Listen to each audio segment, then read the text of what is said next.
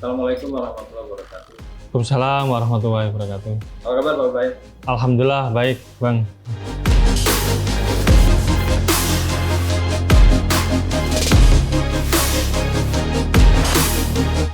Ya, tentunya dalam 3 bulan terakhir, sesuai dengan pengawasan yang kami lakukan, baik pengawasan juga pengaduan dari publik ya. 3 bulan terakhir beberapa temuan dari pelanggaran adalah tidak jauh seputar isu-isu atau konten terkait perlindungan anak dan perempuan. Tentunya karena sekarang masuk tahapan pemilu, maka terkait frekuensi publik yang digunakan untuk siaran pemilu. Konten terkait perlindungan anak dan perempuan. Jadi memang dalam 3 bulan terakhir, terutama dalam beberapa program siaran di TV maupun siaran di radio soal dua itulah, soal perlindungan anak dan perempuan dan juga soal penggunaan frekuensi publik bagi tahapan penyelenggaraan siaran pemilu.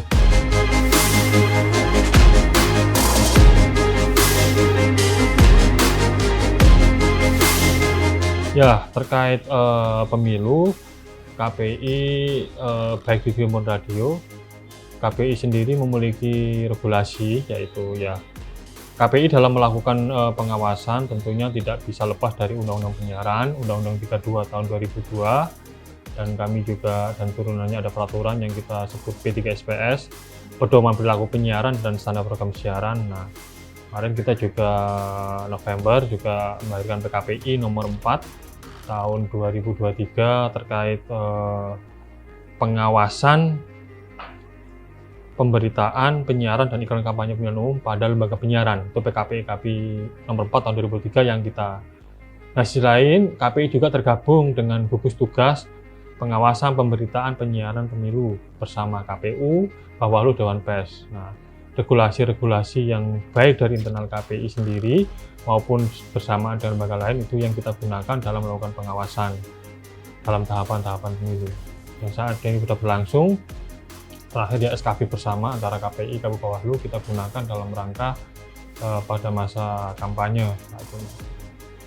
Kalau kampanye itu kan masih nanti ya, yang dalam bentuk ajakan tanggal 21 Januari sampai 10 Februari.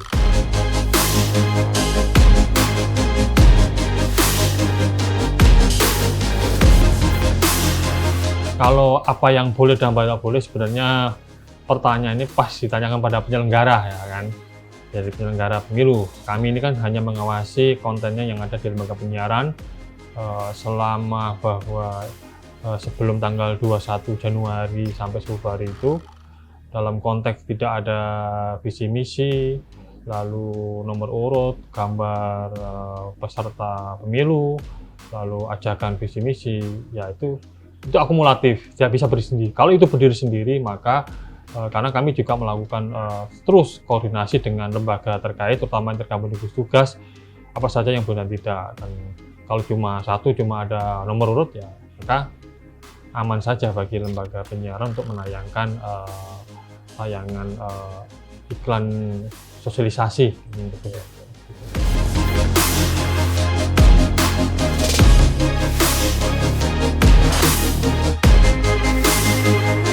Ya, semua yang menjadi lembaga penyiaran, tentunya kita sudah rahasia umum bahwa ada kelompok-kelompok grup lembaga penyiaran yang dimiliki oleh orang tertentu dan tentunya juga berafiliasi dengan mungkin partai politik tertentu juga. Nah, bagi kami selama siarannya itu mematuhi peraturan perundang-undangan, terutama terkait kepemiluan yang menjadi produk dari KPI, KPU, Bawaslu, Dewan Pers, dan apalagi yang dimiliki secara bersama di gugus tugas, saya kira apa yang dilakukan oleh lembaga penyiaran yang di grup itu ya kita minta proporsional saja, bahwa mereka punya kesempatan untuk melakukan pemberitaan, dan kami juga minta kemarin juga waktu sosialisasi kita sampaikan beri kesempatan yang sama kepada peserta yang lain, kan begitu, bahwa ini semangatnya adalah pemilu 2024 adalah momen 5 tahunan dan kesempatan berdemokrasi ini juga diberikan porsi yang sama bagi peserta pemilu yang lain, tidak hanya milik mereka yang kebetulan berafiliasi. Ini udah rahasia umum bahwa ini kemana. Tapi bagi kami KPI, selama keberimbangan proporsionalitas pemberitaan dari masing-masing peserta pemilu juga diberikan. Memang waktu itu juga ada keluhan, misalnya awal-awal sebelum tahapan kampanye berlangsung, dari penyiaran ada keluhan dari tim, misalnya kenapa kami harus liputan apa ketika peserta pemilu tidak melakukan aktivitas apa-apa, kan begitu. Kami tahu bahwa bagi jurnalis, bagi media tentunya apa yang diangkat harus punya nilai berita, kan. Masa meliput orang yang di kantornya saja itu bukan nilai berita. Maka yang menjadi pemberitaan lagi-lagi adalah ya tentu peserta yang aktif berkegiatan ketimbang mereka yang hanya mungkin duduk-duduk saja di kantor. Jadi juga kita sampaikan, jadi ketika kita melakukan sosialisasi PKPI nomor 4 tahun 2023, tidak hanya lembaga penyiaran yang kami undang, tapi juga perwakilan peserta dari peserta pemilu dari partai politik kita undang untuk agar sama nih informasinya. Jadi jangan sampai mereka merasa tidak beritakan bagi peserta, dan bagi media merasa jangan-jangan mungkin belum ada komunikasi atau akses ke peserta pemilu. Kalau rinciannya soal keberimbangan bagi saya, yang penting semua sama-sama diberitakan. Semua peserta pemilu diberitakan dengan porsi yang sama. Nah, memang untuk mengukur durasinya, kita berharap durasinya sama. Tapi durasi sama kadang kan juga namanya juga berita. Mungkin pas shoot yang ini lagi bagus, durasinya lebih 2-3 detik, masa harus samakan, kan begitu. Yang penting tuhnya sama. Kalau memang yang satu diberitakan positif, yang lainnya harus positif, kan begitu. Kita tidak ingin ya kita lagi berkaca pada pelaksanaan pemilu sebelumnya ya, yang tahun dulu itu lembaga penyiaran terfragmentasi cuma 2 kubu gitu. Itu kan akhirnya tidak menarik bagi proses demokrasi kita. Jadi diberikan aja kesempatan yang sama, tuhnya juga. Kalau memang memberitakan sesuatu yang positif dari peserta itu, ya yang lain diberitakan positif, kan begitu. Jadi penting juga yang satu diberitakan sedang melakukan aktivitas yang baik, yang lain juga sama. Jangan yang satu melakukan aktivitas baik, yang satu dikulik-kulik mungkin masa lalu yang buruk lah. Ini kan ya sama-sama diberitakan, bisa jadi durasinya sama, tapi secara kontennya ya ini ya bisa jadi dianggap sudah berpihak kalau gitu ya media, kan. Ya tentunya kami juga terus mengingatkan bahwa terkait persoalan pemilu, kita juga mengingatkan kembali kepada lembaga penyiaran untuk tetap benar-benar yaitu asas keberimbangan, keadilan dalam memberitakan bagi para peserta pemilu, baik paslon yang sedang berkontestasi diberi kesempatan yang sama. Jadi kalau diberi kesempatan yang sama, maka sebaiknya juga peserta pemilu juga bisa menggunakan sebaik-baiknya peluang yang diberikan oleh media penyiaran, terutama TV dan radio.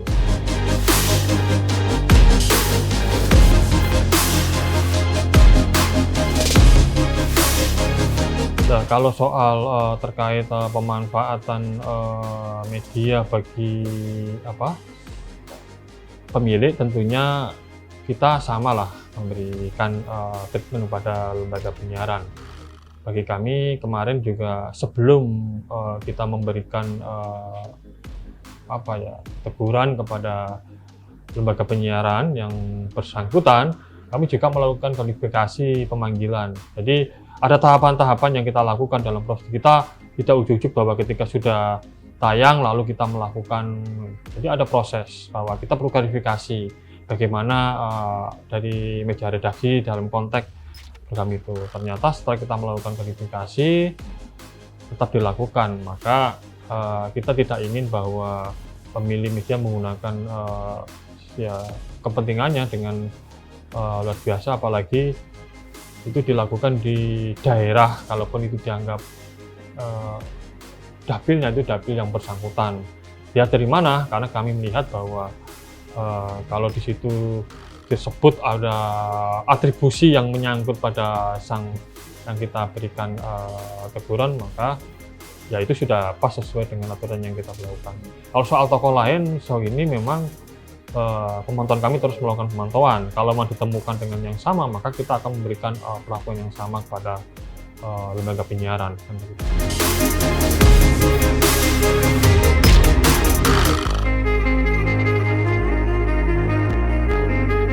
Ya tentunya dalam tayangan yang kemarin ya ya ramelah di publik, bahwa perlu saya sampaikan di sini bahwa KPI secara kelembagaan memberikan sanksi atau teguran itu kepada lembaga penyiaran. KPI tidak memiliki kewenangan memberi sanksi kepada pengisi acara, talent, atau artis di lembaga penyiaran. Lagi-lagi ketika ada pelanggaran di program siaran di televisi maupun radio, maka yang kita beri sanksi adalah lembaga penyiarannya. Harapannya ketika diberi sanksi, maka ada perbaikan-perbaikan di internal terkait program yang mendapat perhatian atau sanksi dari KPI, agar itu tidak terulang lagi. Jadi kalau memang talent dan pengisi acaranya berubah dalam konteks berperilaku dan berkegiatan di penyiaran, tentunya juga KPI juga tidak semena-mena langsung memberikan apakah sanksi atau perhatian khusus. Tentunya dalam program ini walaupun sudah lama kita melakukan pemantauan terus-menerus, berkali-kali kita juga memberikan peringatan, melakukan verifikasi terhadap program-program semua, tidak hanya program brownies, semua yang bermuatan terkait promosi, terkait LGBT, kita mendapat perhatian khusus karena memang apalagi tayang di jam-jam yang ya ini jam-jam perlindungan anak kan, jam pagi. Kita berharap semua lembaga penyiaran mengingatkan kembali bahwa ada penggolongan siaran di jam tertentu, misalnya R, BO, remaja, bingung orang tua, itu juga harus diperhatikan. Jadi tidak hanya siarannya, termasuk iklan yang tampil di jam-jam itu juga harus disesuaikan dengan kebutuhan. Yang jelas bahwa P3SPS ini program penyiaran standar program siaran tahun 2012 yang menjadi pegangan kita dan selalu kita sampaikan ke lembaga penyiaran melalui sosialisasi, baik melalui sekolah P3SPS yang kita adakan baik di kantor maupun di luar kantor.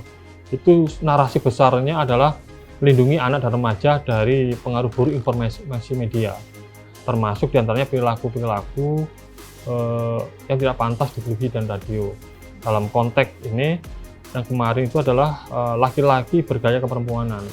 Nah, jika perilaku yang tidak pantas ini terus ditampilkan, ini kan kita ya media juga memiliki dampak positif dan memiliki dampak negatif. Kita tidak ingin bahwa dampak negatif itu terutama bagi anak-anak dan remaja di Indonesia terhadap sebuah tayangan yang tentunya menjadi perhatian kami sebagai lembaga yang mengawasi.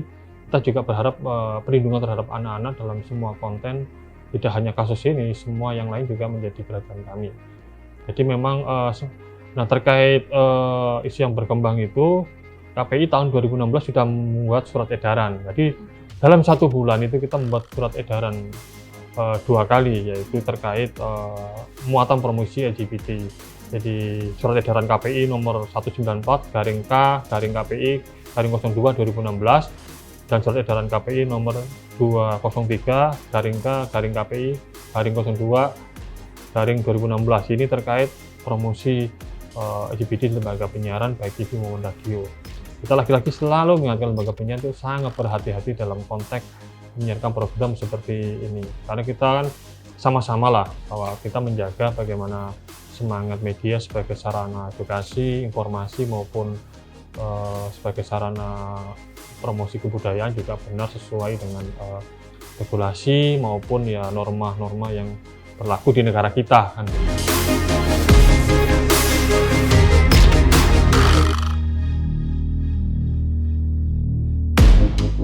Kita tidak membedakan tayangan manapun, yang jelas program TV baik yang bergenre berita maupun hiburan semua kita pantau.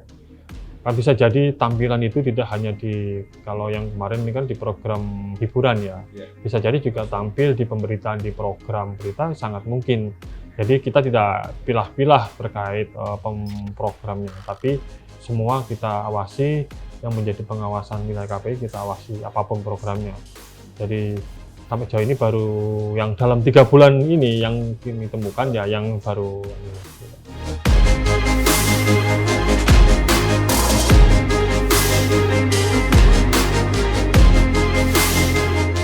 Pertama, sekali lagi kita tegaskan bahwa KPI hanya bisa memberikan sanksi kepada lembaga penyiarannya.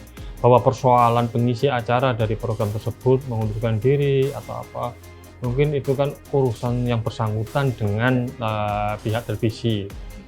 Ya, terkait soal fashion tentunya kita juga memahami bahwa fashion di negara kita juga ada perkembangan mungkin dari tahun. Tapi lagi-lagi fashion itu juga harus mengikuti apa ya, pemakai fashion itu juga harus sesuai dengan ya memang kalau memang itu harus digunakan oleh pria ya digunakan pria saja kan begitu. Dengan penampilan yang sesuai dengan pria, kalau wanita digunakan dengan wanita. Ini lagi-lagi semangat kami adalah ingin mengedukasi publik jangan dicampur adukan dalam konteks perilaku laki-laki ke perempuanan atau sebaliknya. Yang jelas bahwa soal fashion tentunya ya KPI sebagai Bank Organik tentu sangat menghargai bahwa perkembangan budaya, apalagi negara yang dengan banyak budaya dari Sabang sampai Merauke tentunya punya nilai-nilai atau keunikan dari fashion atau ya pakaian ya yang digunakan. Tapi kalau itu harus dipaksakan, memang kalau harus digunakan laki-laki ya tampilkan saja dengan orang laki-laki, kalau perempuan jadi itu biar ya orang melihatnya juga tidak multitafsir kan, itu sebenarnya pakaian untuk laki-laki atau perempuan kan.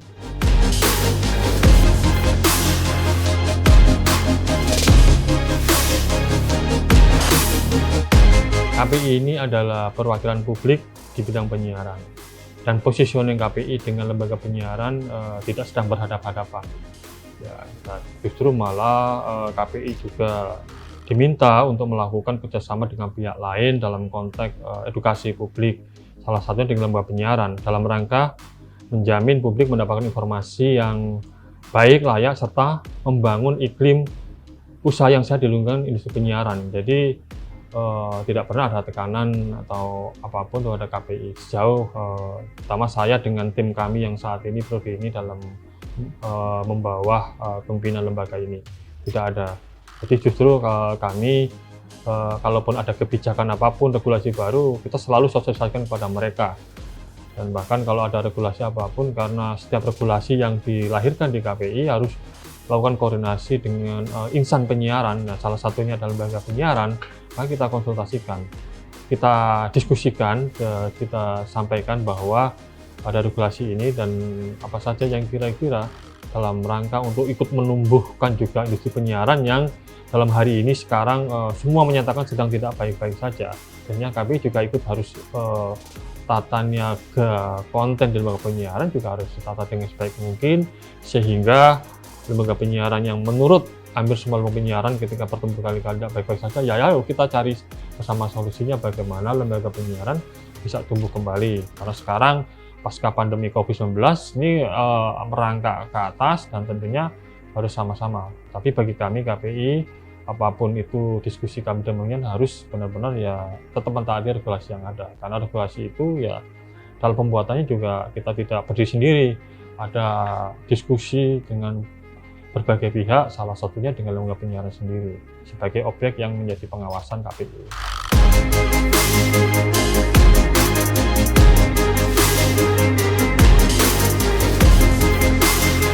Nah, kalau sekarang di era digitalisasi sebenarnya diversity of content-nya sudah semakin beragam bagi lembaga penyiaran. Jadi masyarakat bisa semakin banyak pilihan dalam lembaga penyiaran, baik di TV yang induk jaringan maupun TV-TV yang ada di lokal. Sangat banyak konten beragam. Jadi semakin banyak pilihan-pilihan bagi masyarakat sesuai kebutuhannya. Dia suka berita, tinggal cari channel TV yang menangkap berita, hiburan maupun olahraga juga sudah ada. Bahkan untuk yang program anak-anak sendiri juga ada. Jadi program konten. Sedangkan diversity of ownership ini benar-benar jadi PR kita bersama untuk menjadi juga bersama. Karena memang kalau di daerah saya lihat diversity of ownership-nya sangat banyak. Tapi kalau karena kita hidup di kota besar, tahunya TV-TV yang penyiaran yang ada di Jakarta ya pemiliknya tidak banyak, ya itu saja. Yang penting bagi kami kita akan bersinergi terus dengan lembaga karena proses perizinan sekarang sudah wilayah tidak di KPI, di lembaga lain. Nah, tentunya KPI sebagai pengawas konten tetap akan dilibatkan dalam konteks bagaimana konten di lembaga penyiaran yang nanti mungkin baru mau izin baru, kita akan berkoordinasi terus dengan lembaga yang memberikan izin usaha.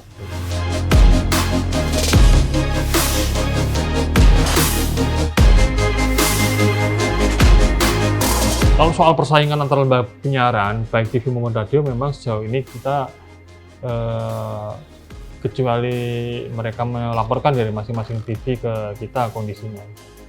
Kalau saya lihat selama ini kan kalau persaingan dalam konten, kalau hari ini boomingnya konten apa misalnya sinetron, maka misalnya satu TV menyiarkan ini, maka biasanya TV yang lain akan menyiarkan program yang sama dengan bentuk dan latar yang berbeda. Jadi soal persaingan, saya kira kita berharap persaingan lembaga penyiaran adalah persaingan dalam membuat konten program siaran yang baik dan layak ditonton oleh masyarakat.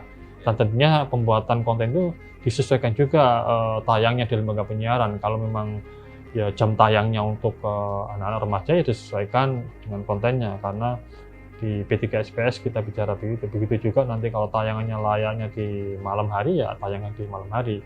Kita berharap lembaga penyiaran ini dalam persaingan ya persaingan konten yang baik, sehingga masyarakat maupun audiens pendengar ini juga bisa menerima manfaat dari apa yang mereka tonton di lembaga penyiaran.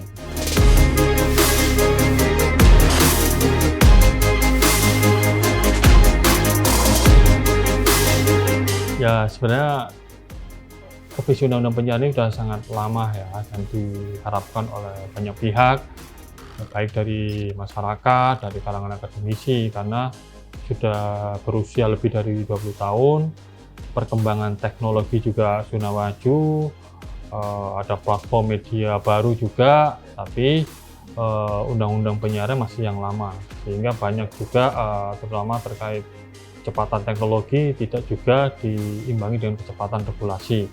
Bagi kami, selain itu kita juga berharap bahwa di revisi undang-undang penyiaran ada penguatan kelembagaan bagi KPI, karena kalau KPI diberi kekuatan dan mandat yang lebih, postur kelembagaan juga kuat, tentunya pengawasan dan yang lain-lain terhadap penyiaran baik TV maupun radio atau yang lain nantinya dimandatkan KPI, kami juga semakin kuat. Nah, kita berharap undang-undang yang sudah revisi yang saya dengar sudah di badan legislasi bisa diproses, saya kira di periode ini bisa selesai. Ini harapan tidak hanya harapan KPI, banyak pihak, karena saja sampai hari ini secara kelembagaan antara KPI dan KPI di daerah itu juga secara penganggaran berbeda. Ini juga sangat problem penting yang harus kita sampaikan, bahwa bagaimana kegiatan di masing-masing KPID sangat berbeda KPID satu yang lain, karena memang anggarannya dibebankan di masing-masing APBD. Kekuatan BPD masing-masing provinsi itu berbeda dengan kalau KPI pusat kan yang mengikuti perkembangan inflasi, maka kita juga akan tentunya kelembagaan ini penting untuk penguatan kelembagaan, mau soal struktural KPI-KPID maupun soal penganggaran APBN, semua dari KPI dan KPI di daerah ini penting di revisi undang-undang penyiaran. Ya, karena memang dalam perjalanan 20 tahun, selain teknologi maju kan banyak persoalan-persoalan terkait baik ke penyiaran, industri penyiaran maupun soal yang lain yang belum masuk di undang-undang penyiaran yang tahun 2002. Maka saya kira apa yang sedang dibahas di DPR juga sudah mendapat banyak masukan, baik dari akademisi, asosiasi televisi, asosiasi radio, asosiasi yang lain juga sudah diberi masukan. Saya kira materi-materi yang sudah digodok di RUU sudah sesuai dengan zaman, tinggal bagaimana tinggal pengesahan dan uji publik itu aja yang kita tunggu.